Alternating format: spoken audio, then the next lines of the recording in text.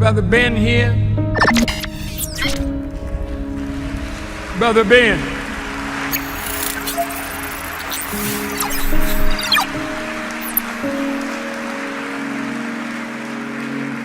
Now, Ben got a heck of a program. A lot of people listening to Brother Ben. And Ben tells them about the minister. And Ben tells them about the minister. In the name of Allah, the Beneficent, the Merciful, I bear witness there is no God but Allah. Muhammad is his messenger. I would like to greet you all with the greeting words of peace. We say it in the Arabic language of Assalamu alaikum, which simply means peace be unto you. Today we're going to be on part 3 of America, or reparations. What does America owe?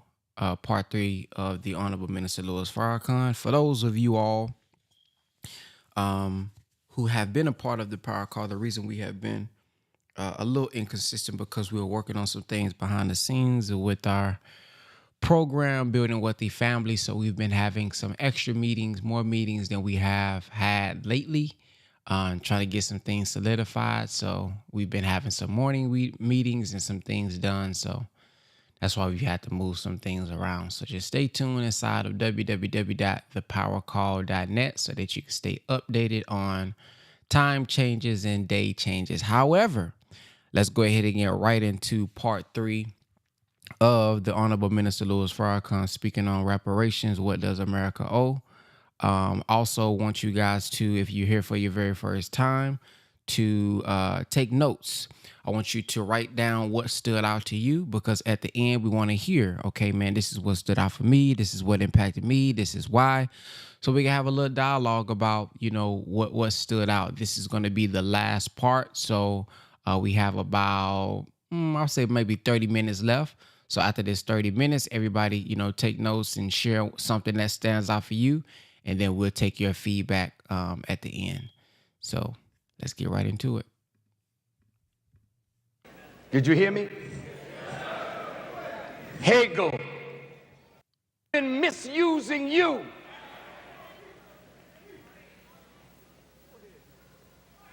The Hamitic curse has made Christians, Jews, and Muslims see black people in an inferior light.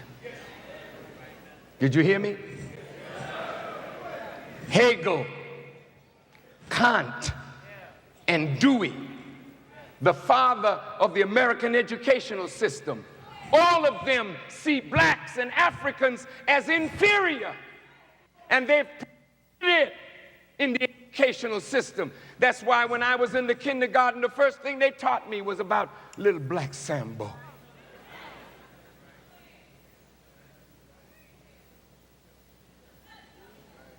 Dick and Jane and Spot. See Spot run. Spot was a white dog with a black spot. And that's the only thing we could identify with. Oh, look at the spot on Spot. And we grow up hating who we are. There's a videotape that my sister allowed me to see of a white American teacher who was told and did tell how she was told how to kill the inspiration of black children in school. Go read Malcolm's autobiography and see what Malcolm was told when he was in the 8th grade and he wanted to be a lawyer. And they told Malcolm, Malcolm, my people are not going to hire you and your own people don't trust you, but you'd make a great carpenter. Now that was in Lansing, Michigan. I grew up in Boston, Massachusetts. And I was 10 years old. I played the violin.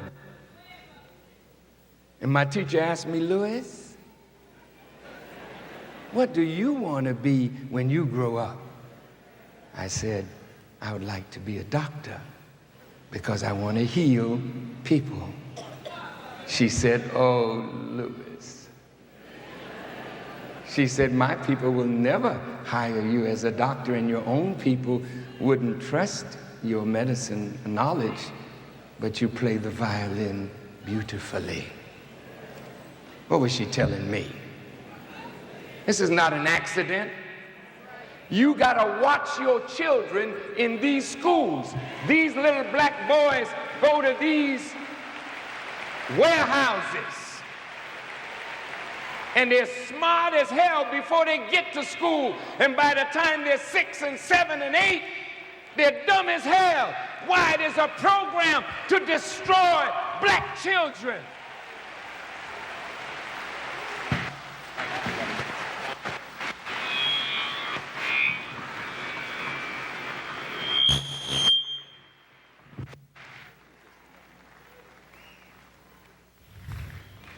I'm right there. President Bush knew that that man didn't have any weapons of mass destruction. Since 1991, they were in there destroying weapons of mass destruction. But look at the case that our brother Colin Powell made before the United Nations. He compromised his own integrity. They used him with skewed information from the intelligence community, and they marched off to war. Black boys, black girls, white girls, Hispanic boys, Hispanic girls dying on the basis of a lie. I want to ask, is this high crimes misdemeanor? Is it worthy of bringing President Bush before the world and charging him with the deaths of all of these Americans and all of these Iraqis that have died? I'm just asking a question. Do you know that America refuses to join the International Criminal Court and has made bilateral agreements with 75 nations that none of these nations will ever bring an American citizen before the International Court and charge them with crimes against humanity? Do you know that the government of the United States has threatened these nations that if they don't sign, they will not get military aid?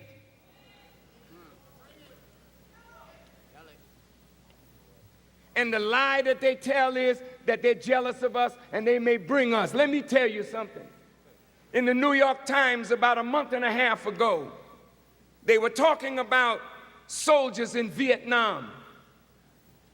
And the politicians needed a high body count so that the American people would see that they were winning the war. And the brass, with an eagle on his shoulder, told the soldiers, go and kill Vietnamese. They killed men, women, children, elderly, cut off their ears, cut off their fingers, and made trinkets out of it. This is just in the 60s. They did that to us on the plantation. They did it to the Native American. I close this.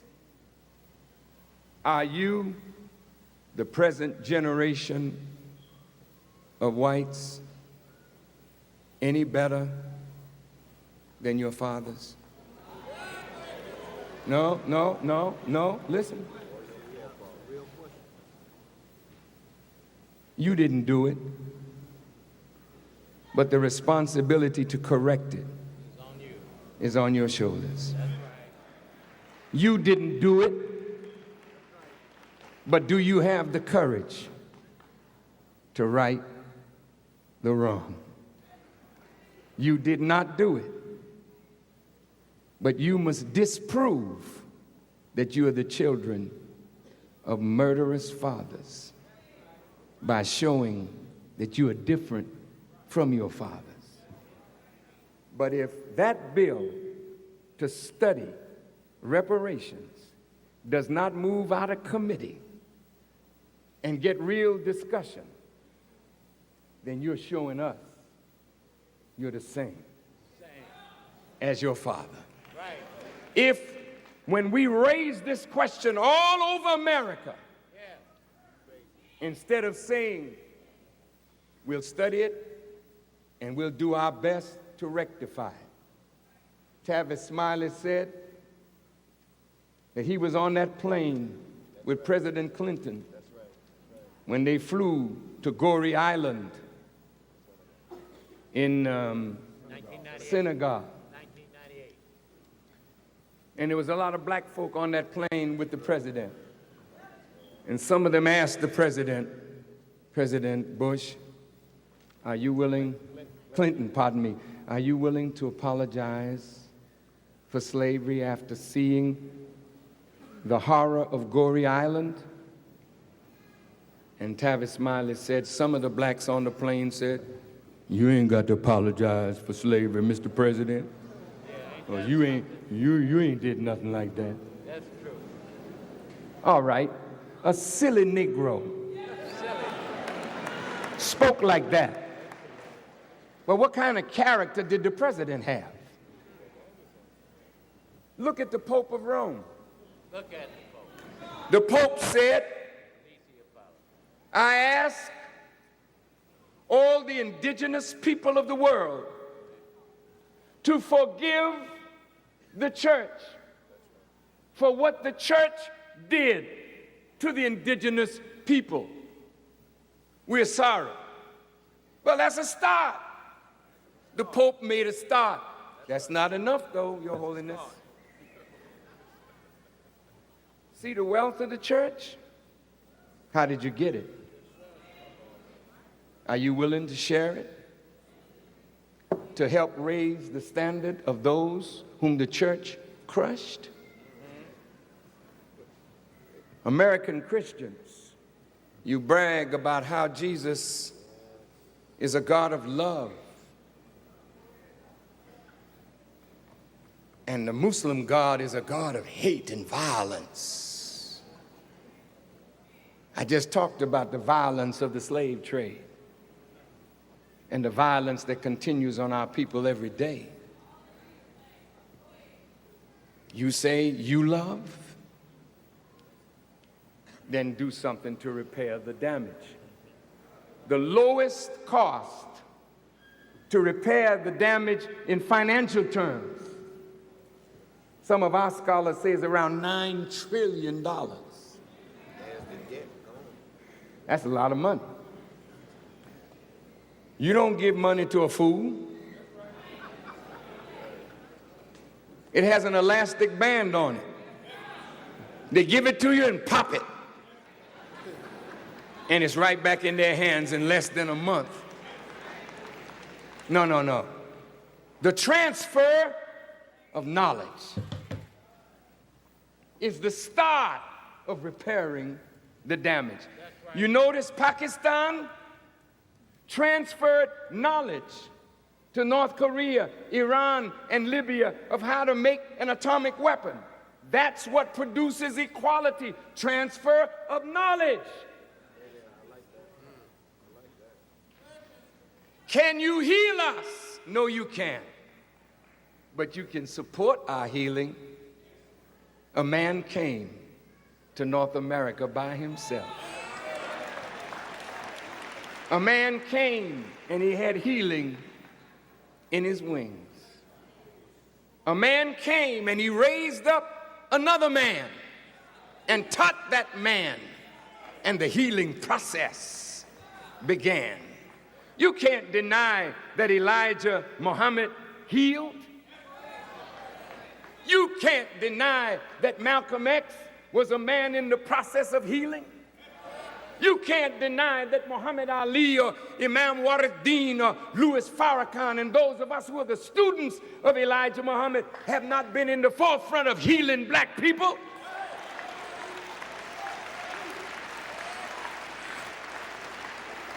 You don't heal black people with guns. You heal black people with the knowledge of God, the knowledge of self. I close. Poor Michael Jackson, our brother. You notice how the media beat us up?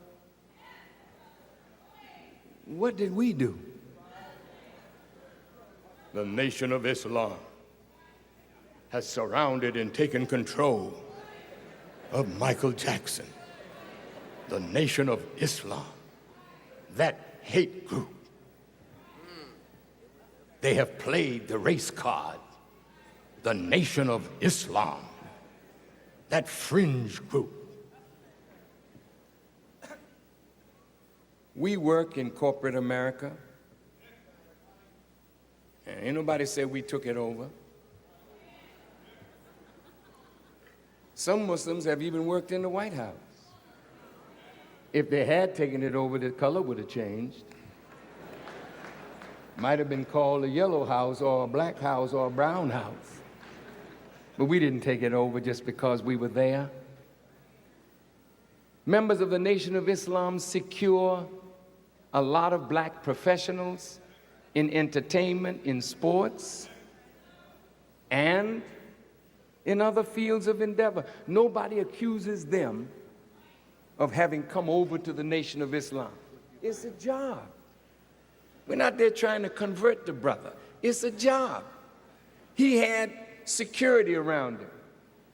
They was charging him $6,000 a day, $8,000 a day, $56,000 a week, and they weren't doing nothing for him and being disrespectful of him. So he asked, could we help? We said, sure. Some of our brothers work now. That's the job. He loved our chief of staff, his brilliance. He's on loan. It ain't permanent. But he has helped to save Michael Jackson millions of dollars.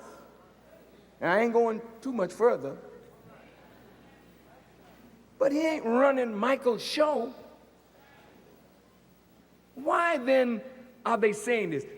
In Inquirer magazine, it said Louis Farrakhan got $5 million from Michael, man.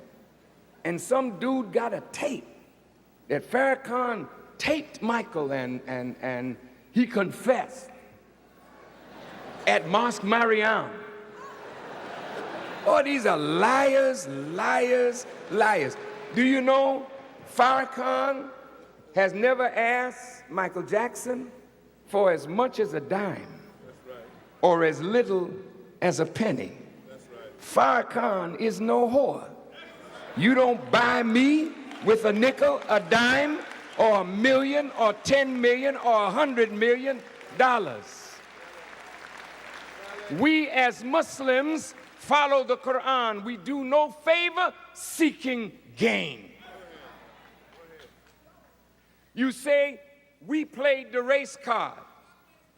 2 white men in California were charged with murder.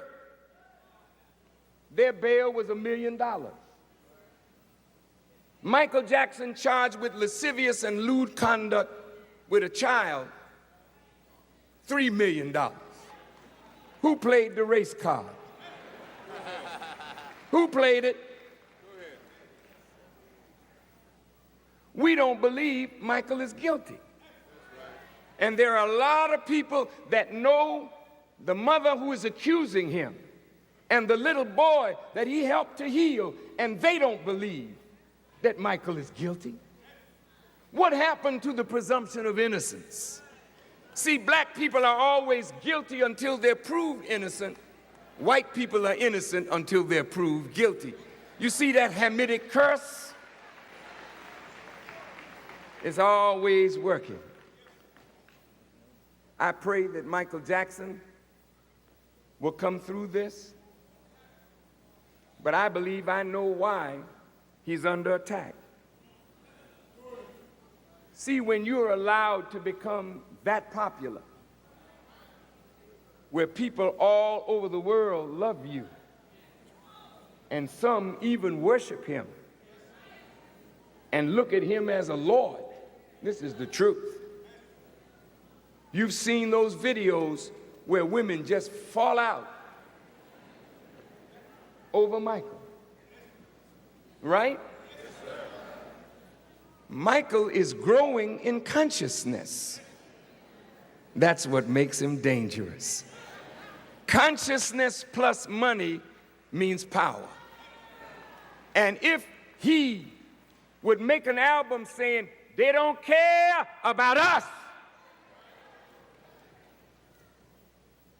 wise white people say, see, he's putting a message in his music and we can't have it.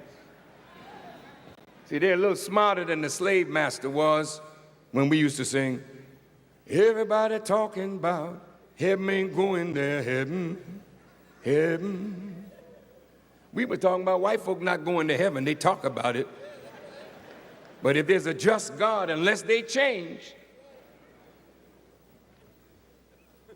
prepare slaughter for the children, for the iniquities of their fathers. My brother from Haiti had to leave, Jean-Baptiste. But you heard on the news today that Jean Aristide stepped down. But the truth of the matter, as we learned, was that special forces of the United States landed in Haiti and took him out of Haiti. And the news media covers. And who was the person that gave us this information? The Consul General of Haiti called Jean-Baptiste, who is Haitian, and told him what went down. Do you know why Haiti is in trouble? 200 years. That's right. This is her anniversary. Yeah. She's the first country in the Western Hemisphere that got freedom, not by marching and not by praying. That's right. They fought and they beat the army of Napoleon. Toussaint Louverture, Christophe Dessalines. France has never forgiven Haiti for beating their hero. Woodrow Wilson attacked Haiti, destroyed their government, and set up a series of dictators. I wish I had time, but my time is up. But nobody that loves black people and wants to see black people free will America support. They promised Mandela that they would support him, and he promised to build 100,000 new homes and give electricity to the people. But when I visited there, his ex-wife Winnie Mandela told me they failed to come through with their promise. They promised Aristide millions of dollars. They promise you. They make promises only to deceive.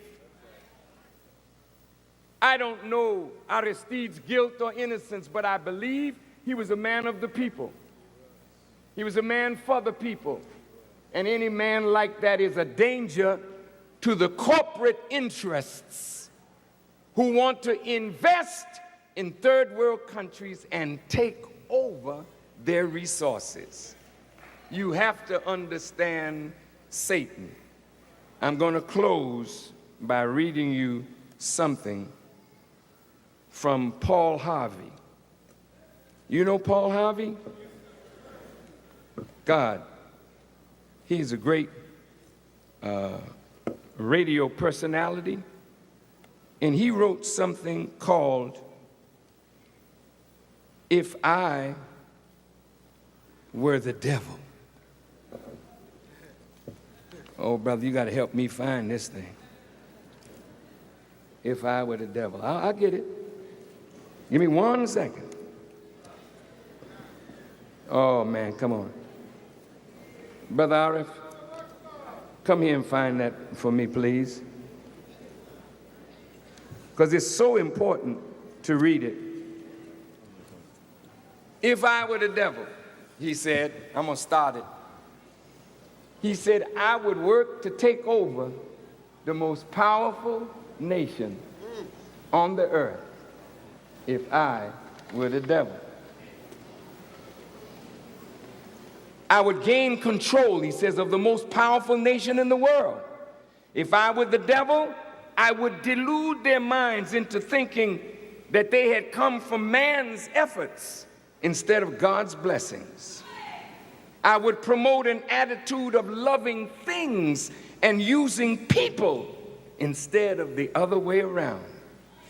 I would dupe entire states into relying on gambling for their state revenue if I were the devil. If I were the devil, I would convince people that character is not an issue when it comes to leadership. And if I were a devil, I would make it legal to take the life of unborn babies. If I were the devil, I would make it socially acceptable to take one's own life and invent machines to make it convenient. If I were the devil, I would cheapen human life as much as possible so that the life of animals are valued more than the life of human beings. If I were the devil, I would take God out of the schools where even the mention of his name would be a ground for a lawsuit.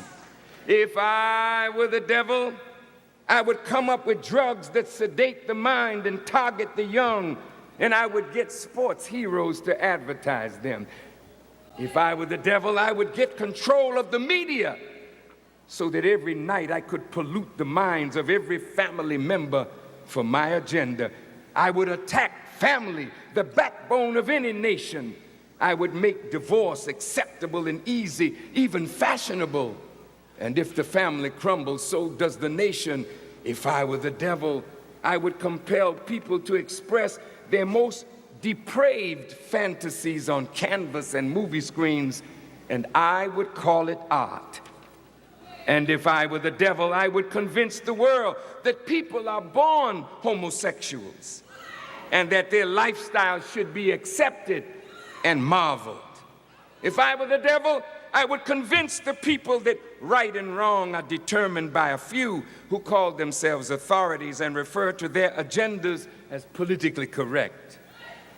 And if I were the devil, I would persuade people that the church is irrelevant and out of date. The Bible is for the naive.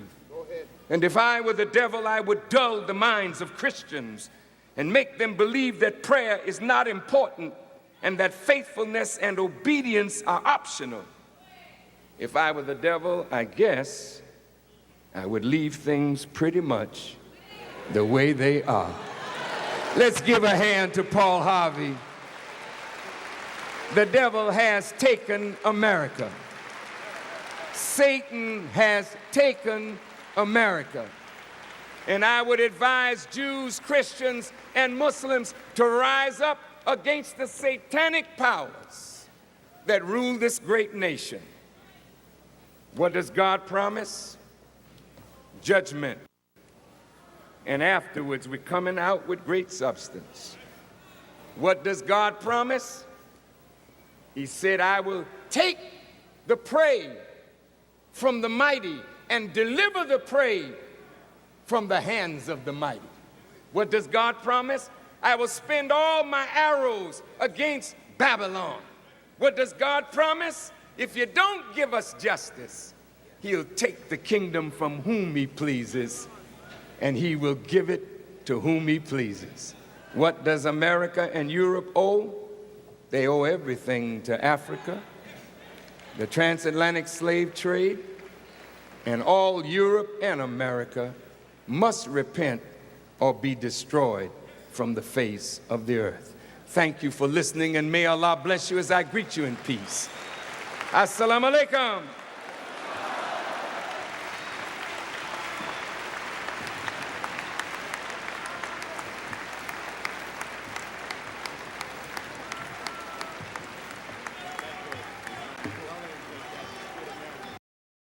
Praise be to Allah. All right. If anybody have anything that they would like to share on the Zoom that stands out or stood out for them, go ahead and press the number 1 at this time. Go ahead and press the number 1 at this time. Sister Shalon. Yes, assalamu alaikum and greetings to all. Okay, so initially, when he started talking about the Hamitic curse that has our people, that has pretty much the world looking at us blacks and Africans as inferior, I've heard that and I've known that. And it's just to really hear it in the manner that he said it and to really know that we are the people who were then and still are, or have experienced the worst treatment of any people that have been on the face of the earth. Yet all of the people look at us as if we're cursed. It's just amazing to me how that is so when they all know of the treatment of slavery and what happened to us. And because of the treatment and what we endured, our people, our ancestors endured in slavery, it's mind-boggling how we're looked at as such a disgrace in this world. It's the Hamitic curse, brother. And how it is that we are really the only ones as blacks who are, you're welcome, who are guilty until proven innocent in whatever the case is in their system. Him also mentioning about killing the inspiration of our black people in schools, uh, and what they told Malcolm X and himself with regard to what they wanted to be when they grew up, how their thoughts and their aspirations were healed in their minds, and quote unquote, because of them being black and looked at as inferior.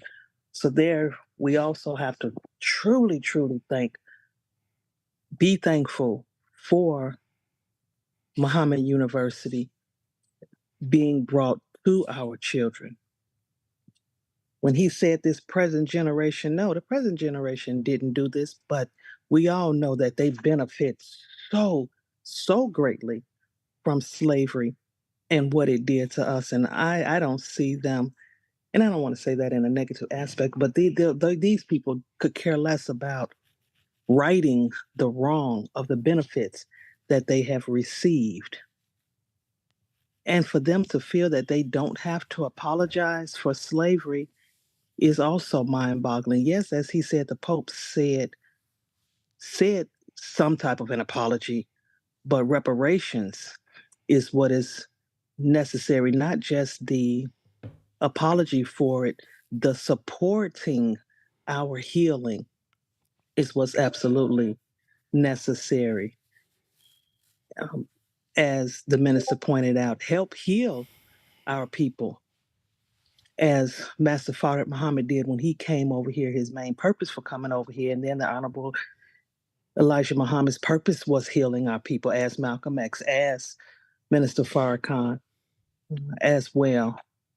And many of our blacks, the focus is to heal our people as best as possible from what slavery has done to us. When he talked about Haiti, the biggest smile came on my face, being reminded that Haiti was the first country to get freedom by beating France's hero. And when I hear about Haiti, I automatically put my sister Captain in front and center in my thoughts because of her being over here for us, and the brilliance of the mind that she has is so beyond amazing. The lady is, and I don't want to say the lady like that, but Sister Captain is just phenomenal. And to know that she was brought over here from Haiti and others that came with her, it just reminds me of that. Lastly, he said this his reading of "If I Were the Devil." My goodness, to hear that. And then at the end to say I would pretty much leave things as they are, the way they are, because everything that he read is exactly what it is that America has done and still doing to this day to the people. I'll leave it at that. Peace and blessings. Thank you for allowing me to share. Yes, ma'am. Let's go to Sister Gwen. Assalamu alaikum, family. This message, this whole series has been very heavy, very heartfelt for us to even hear. Our people still don't want to hear all the things that has happened to us. They don't want to acknowledge, along with the white people, of what has happened to us. We are the only ones who have not gotten an apology. They apologized to the Japanese for World War II. They have apologized to everyone but us. And we are the only ones who keep saying it don't matter. But it absolutely does matter.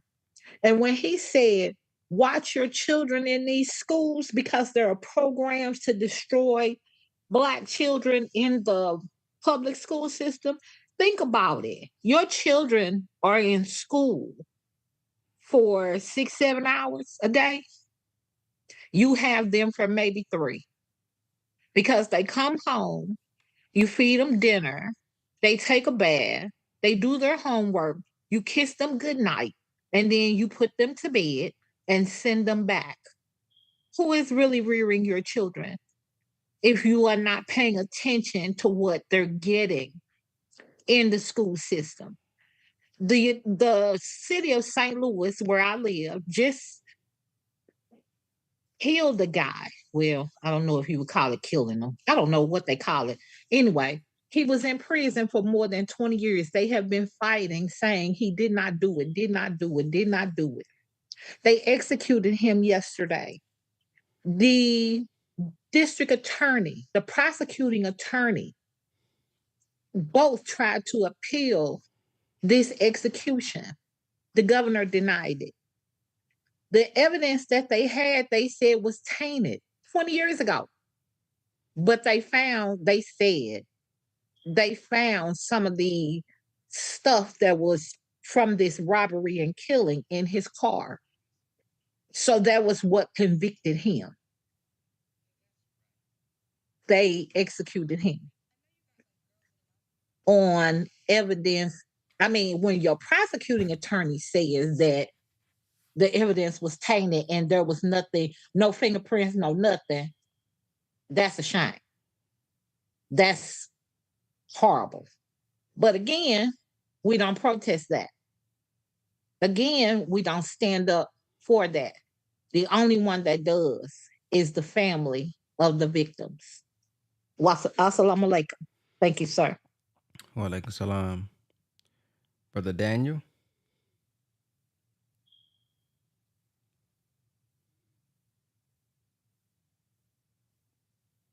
Yes, sir. There was a lot of great points raised by our two sisters. I'll start with the Hamitic curse. So when she mentioned it, it came to my mind. Um,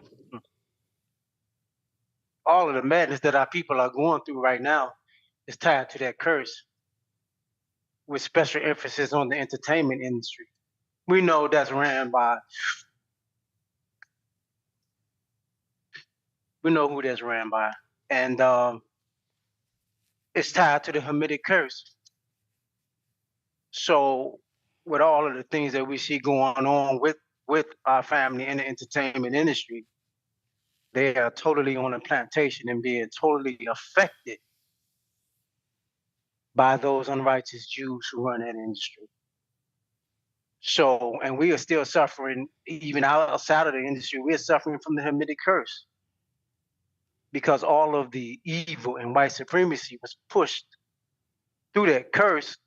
And then they used a prophet of God, Noah, to establish that curse. I just read that in the Defending Farrakhan Part 2, the research team of the Nation of Islam, and they detail how all of that went about.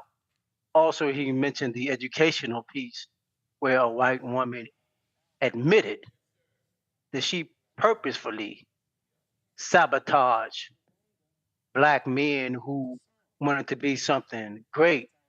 I was recently listening to Ronnie Coleman, 8-time Olympian. His story was very interesting. He's a very humble brother. You would have never known it, but the brother has a degree in accounting. Accounting is a big field in this country. But the man was unable to get a job once he graduated. He had to go and work at a pizza shop. He had to hustle papers and all of this type of stuff because they wouldn't hire him.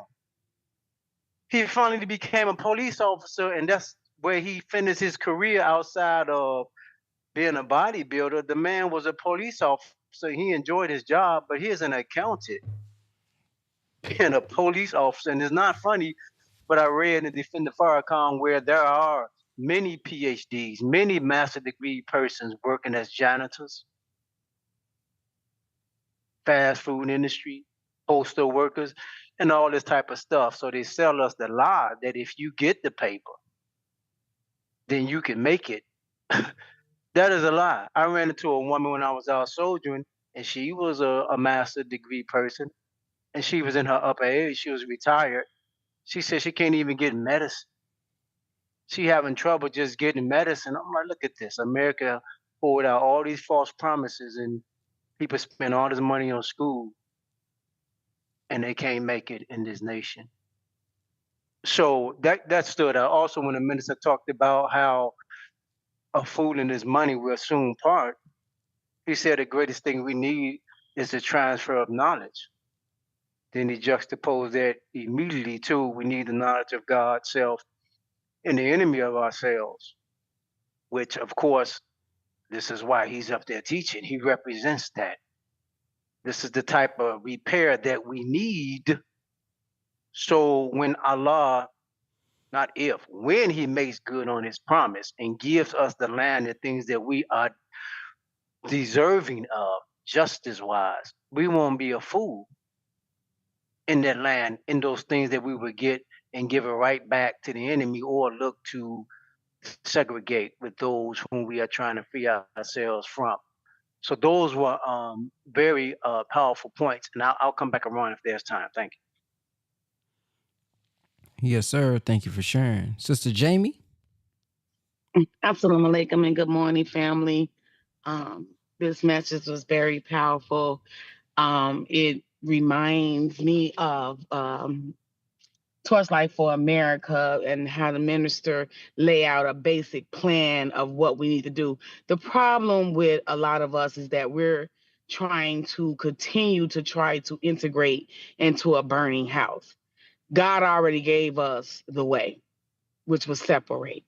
We do not want to separate from this burning house. And so in our not wanting to separate, we compromise. This is our biggest problem as Black people everywhere. I even look at our African brothers and sisters right now, and I hate saying African because they're not African, they're East Asian. I hate that they are trying to dye their skin, wear blonde hair, and put on contacts. We do not want to be Black. We have a problem with wanting to be Black. And the more and more we try to get up outside of our culture, the more and more we're going to burn with these people that God said already told us he gonna take off the planet Earth. We are so against the very natural self, which is righteousness. We are righteous Muslims. That is our natural self. And the more and more we try to get away from the very nature of ourselves, well, then we have to die. We need to start. I mean, even in 2024, to be surprised at anything this devil do, we the fools. And I'm only saying this, and not like I'm calling us stupid, but I'm calling us like, when are we gonna let go? We gotta decide that we want to just let go. Go to the God, listen to the God, and start building. 93 years we have had these teachings. 93 years. And in 93 years, I'm not saying we have not made progress, but in 93 years with supreme wisdom, we haven't made the progress that we should be at. We should be running a whole couple of states with the supreme wisdom that we have. We should be on top of a couple of states. But because we are so compromised in our understanding of where we're trying to go and where we're trying to be, we can't seem to unify. We can't seem to merge together because we have come so divided within ourselves. The unity would be our stumping ground. There is nothing, can't nobody stop us from doing. I don't care who they is. If we say we got a God, a man that came 9,000 miles to give us supreme wisdom, and we stand on that. Look what just one man did. And I'm talking about the Honorable Elijah Muhammad. When he stood and truly stood on the teachings the way he was supposed to do, there was nothing that can stop that man. Nothing. The man walked amongst his enemies with no gun, no nothing. All he walked with his head held high, and there was nothing no one can do. Give us 100 of those people. And overnight, we will take this country. Overnight, we will take this country. The problem is our faith is not where it needs to be. We have to walk in it. I'm going to go ahead. I'm going to tell one story, and then I'm going to go ahead and I'm going to get up off of here because I'm a little passionate right now. My sister is almost 50 years old. She's 48. She's been at her job for 23, almost 24 years. For decades, they have been over not giving her the money she deserved. She has wrote their programs. She has wrote their she has did their pricing. She has made them millions of dollars. She's won several contracts in the millions and millions of dollars for this company. And they was only giving her just recently only 50,000. They kept telling her they was going to promote her, kept telling her they was going to promote her, never promoted her. She finally fought, and they gave her $82,000. After 20-some years, they gave her $82,000. They recently just came back to her and told her, look, we're going to make you, after 20-some years, we're going to make you a supervisor. Now, the reason for them not making her a supervisor is because, quote unquote, she didn't have the degree. Now, I don't care. You had a job for 20-some years. I don't care what nobody say. You got more than a degree. Okay? You got the ways and means to run a whole nation. And plus, if I'm making you millions of dollars, man, come on now. I got the ways and means to be more than, I could be a CEO if I'm bringing in millions of dollars for your corporation. However, she did not get that title. So they finally just told her the other day they're going to make her a supervisor, give her another raise. She don't want to ask for 100 because she asked me how much she asked for. I said 120 and let them negotiate you down from there. She said, oh, I think that's too much. I said, because you don't know your value, baby. Then she says to me, she says, oh, Brandon got mad because he got a degree and I don't got a degree. And he got mad because he said he went to school and he expressed, white boy, FYI, he expressed his anger to the upper management. I said, how old is he? Oh, he's only 28 years old. I said, he's a child with a childlike mind. He's upset that he has a piece of paper and he just now getting in the industry. She's been in the industry for over 20 plus years and don't have a piece of paper. And his arrogance and defiance of this black woman is going to be making more than me. He got a whole issue with, at which this black woman is the one that taught him his job. See, the problem is we will never get the respect that we deserve. We have to let go and have the faith that God is going to take us where he needs to take us if we just believe in the promise that he gave us. And that's all I want to say, family. Assalamu alaikum. Wa alaikum salam. Praise be to Allah. One of the main things that stood out for me from what the minister said was what real let me see what I wrote down here. The transfer of knowledge is the start of repair. He said that if we got the money, we'll have it back. They'll have it like a rubber band. They'll have it back in a month.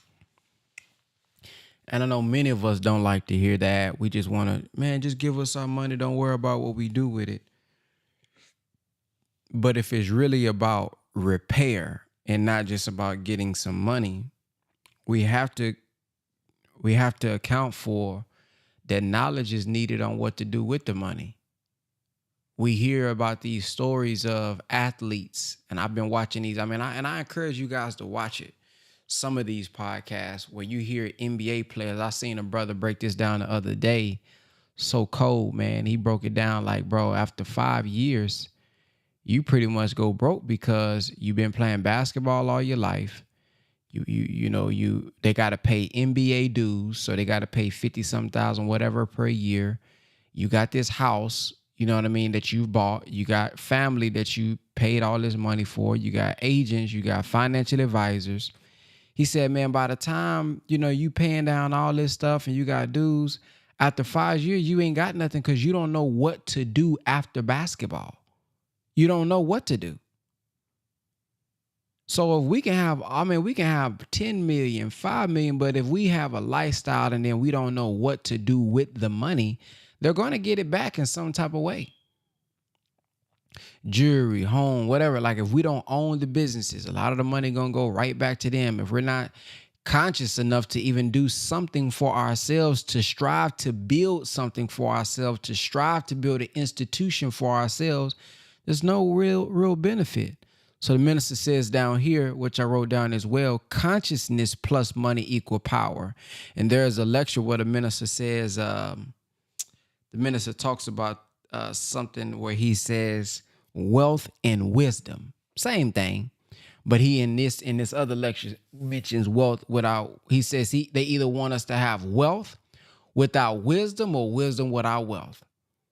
Because they know you don't have the power. You can have all the wisdom. Oh, I have this great idea, but we know it takes money to back it. We know it takes money to, bring things into existence. And well, not everything into existence, but to have the resources to do it at the magnitude that you want, you got to have some level of money. Then if you have money, but then you're a fool, we know a fool in his money will soon part. So, man, it's deep. And we have to account for that. We can't continue to just be like, oh, it don't matter. You just give us the money. Yeah. But the knowledge, man, is what's most important, because the repair that we need is a mental and spiritual resurrection. Because the mental and the spiritual resurrection is what will give us the bandwidth, if you will, to sustain the physical money that we receive. Giving a broke person, meaning mentally, $1 million, he finna go crazy. He now has the money and resources to manifest what's in his head. And if what's in our head is not righteous, they're still in control. If you're Oreo, you black on the outside, but then you white on the inside, you have been brain dirty. I don't say brainwashed because they didn't wash it. Messed up your mind by them. We got trauma. We following their ways. They're still in control. So much so the minister said in one lecture, if all of them was gone, if all of them was eliminated, if all of them was not on the earth anymore, they still would be in power. How would they still be in power but not physically here? Because they here in your mind. So what if we got the money if we're following their way? So what if we got the money if we don't know God's way and we don't know God's will? So this is why He said the Honorable Elijah Muhammad said they may not give it to us, but I want to put it on the table of what justice looks like when he says this is what the Muslims want. Yeah, we want you to supply our needs for the next 20 to 25 years. We don't just want land, we want fertile land. So he wanted to show us, hey man, I know you Negroes, so-called Negro, don't know what justice look like. Let me give you a hint of what justice really look like. Get you some land, man. Some food, some clothes, some shit. Make sure that they provide for our needs until we are capable to take over this thing. Don't let them just throw some dollars at you because they print that off every day. So, man, this is something, man, because the average of us, we may say reparations is only money. So if we're not throwing in the mental part, they know if I can give a fool some money, he don't know what to do with it.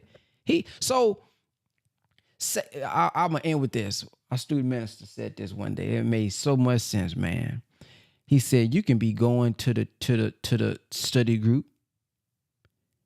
You can be going to the church. Every meeting, I'm talking about attendance is on point. You giving in charity. Ooh. He said, do you know Satan will be sitting back if you ain't doing nothing when you leave saying, that's my nigga. Go ahead, soldier. Do your thing. Oh, yeah, getting your suit and bow tie. Getting your garment. Oh, you looking good with your headpiece on, sister. Continue to go. Yes, ma'am. If you ain't building nothing in opposition to his world, you ain't doing nothing to affect him. I said, damn. Ooh-wee. Here you is. You thinking you top soldier. Oh, final call. Yes, sir. Yeah, you cooking and bean souping it up. Oh, you had all the Savior's Day. Yes, sir. But if you ain't doing nothing to oppose this school system that you say is messing up our children's head, so what? If you ain't doing nothing to oppose the fact that he's doing what he's doing to the food, so what? If you ain't doing nothing to oppose the trauma that he has put on us through his system, through his ways, through slavery, if we're not being repaired from that, so what? Go learn all the scriptures. Go learn all the Quran ayat. Be able to quote it verbatim. Great. You still his nigga. You ain't opposing me. My school system still growing. My food system still growing. My food also system is still growing. The people still messed up. The people still don't know conflict resolution. The people still don't know how to handle their emotions. Continue to go to the mob. Matter of fact, go Monday, Wednesday, Thursday, Friday, Tuesday, all them days so that you can think you doing something. Now you improving, that's good. You are improving, that's good. But if you're not opposing my system, if you're not building the kingdom of heaven on earth, then it doesn't matter. He said, respite me until the day that they are raised in the Quran. If we ain't being raised to be, and we not, it said the kingdom of heaven, the kingdom of God is in you. If we not striving to work together in unity to build something that opposes him, that means he's still putting points up. Oh, the white man doing it. The white man doing this in the school. Public food system. They ain't doing nothing. They ain't teaching us knowledge itself. Okay, great. That sounds great on the podcast. All praise is due to Allah. You exposing them. Yes, sir. But damn, your children still going there. Nephew still going there. Cousin still going there. Your people still going there. He ain't bothered by that. It's when we start to say, you know what? I'm exposing them. And I'm finna build my own institution. Now you be on his radar. Because now you being raised. His respite is up when they see us being raised. So it's cause and effect. This ain't no mystery God stuff here. This ain't just, okay, 6,000 years is up, devil. All right, come on, watch out, move out. He said, as we raise up, that's when their world comes down. They ain't just finna sit down. It's something we have to do. We have to build for them to be destroyed. Ain't no timer on it. All right, this the real Sabbath. We in the 7,000th year. All right, Mr. President, come on down and let us. No. They come down by us building something. And that's what they know. Many of us maybe don't know. We may be comfortable with how things are. As long as I got me a good little million, long as I got me a little piece of reparation, if we don't say, you know what, this ain't good enough, we need help building something that opposes your system that has not been as productive for us. It don't matter, man. They can go print another however much at the Federal Reserve next week, man. And we will be in the same condition. A little bit more money now. You know, we'll be, you know, better car, but same nigga. Better house, but same nigga. Children still going there. Private school. Now they just go to the private white school. A little better school. Little bit, you know, he gonna learn a little bit more maybe, but a better white private school that ain't got nothing to do with building the kingdom of God on earth at the end of the day. So I like that the minister said the transfer of knowledge is the start of the repair. He said that is what produces equality. It's the transfer of knowledge. And when we look at our lessons, it says that why does he keep us ignorant? I mean, to use us as a slave and a tool. If you have this knowledge above me, this superior knowledge, hey man, you can use me. I'm at your leisure now because I don't know. So it's not the money that makes us powerful. Some of us, we don't realize your integrity, your character, and your mindset can get you in some of these rooms you want to be in that your money really can't even get you. You may be in a room with some powerful people, not because you got the money they got, because of the knowledge. And those with money know they need people around them with knowledge if we but knew. What I've learned about true, real millionaire, they don't do everything themselves. They're trying to find smart people to delegate. So that, because they know they can't grow something massive and large by themselves. But we think, I got to have the money for it. No, if you focus on studying, getting the knowledge so that you can become valuable to them, those with the money are looking for you. They're looking for people with the knowledge.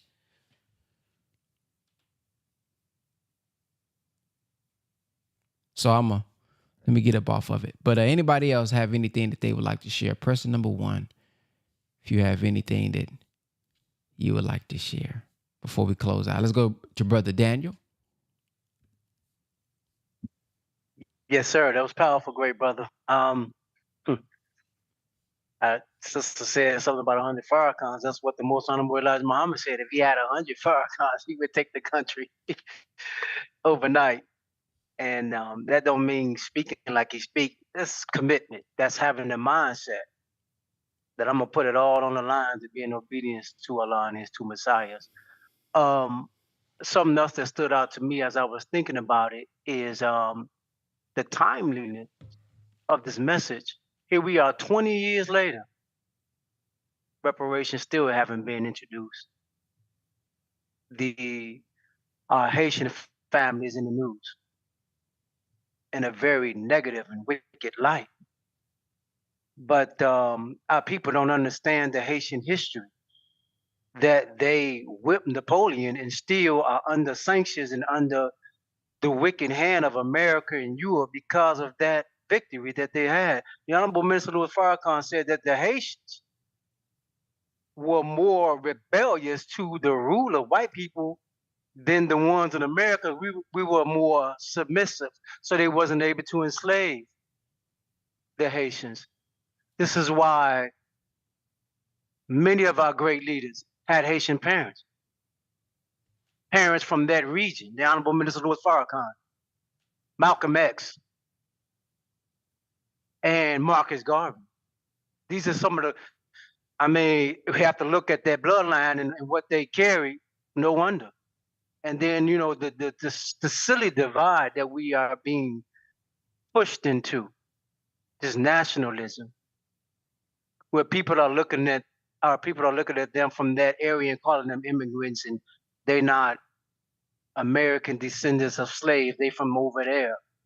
The Honorable Minister Louis Farrakhan said that the enemy is working 100% to cause black people to fight and kill one another. And if we look with what's going on, I saw a documentary where they were talking about Venezuelan gangs taking over Chicago, and some of the black gangs or so-called gangs, street organizers are ready to go to war with them.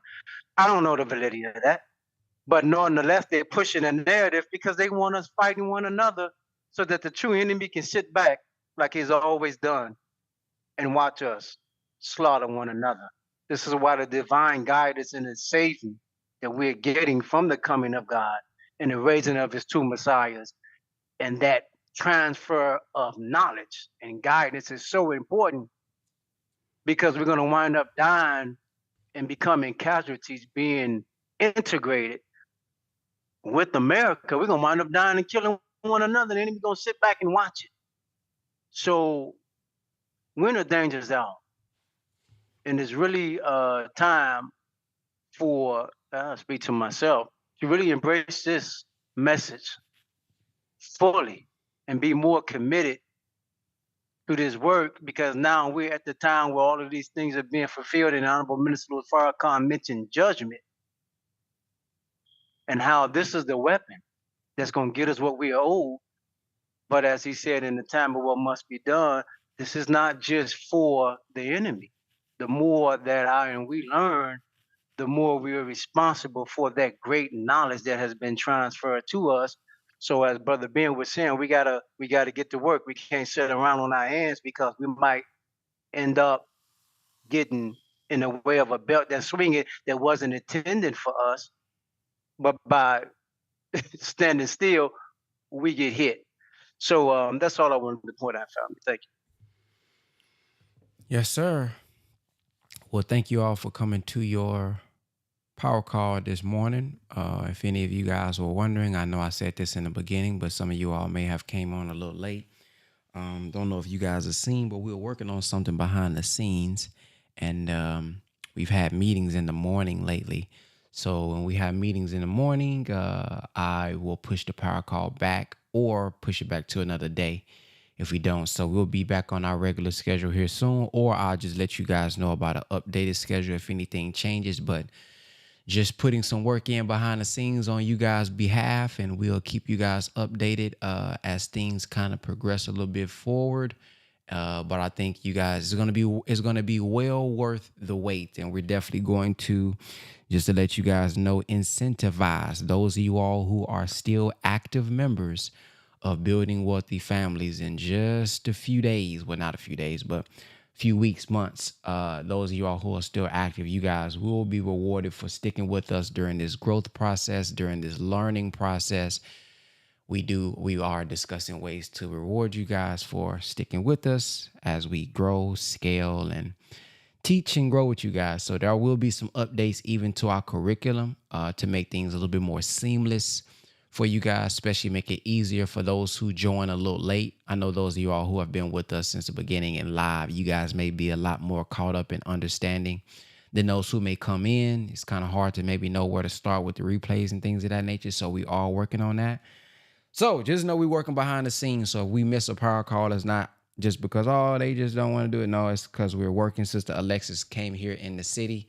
So we've been together in person, getting some stuff done and handling some business. So good news coming soon, God willing. That's going to be pretty good. Okay. So thank y'all for listening, and I will see you guys, inshallah, in the morning. Assalamu alaikum, and have a blacktastic day. Peace. Is Brother Ben here? Brother Ben.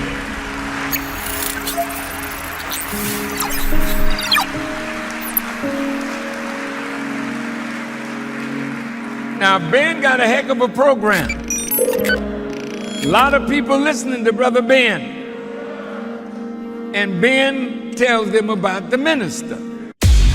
And Ben tells them about the minister.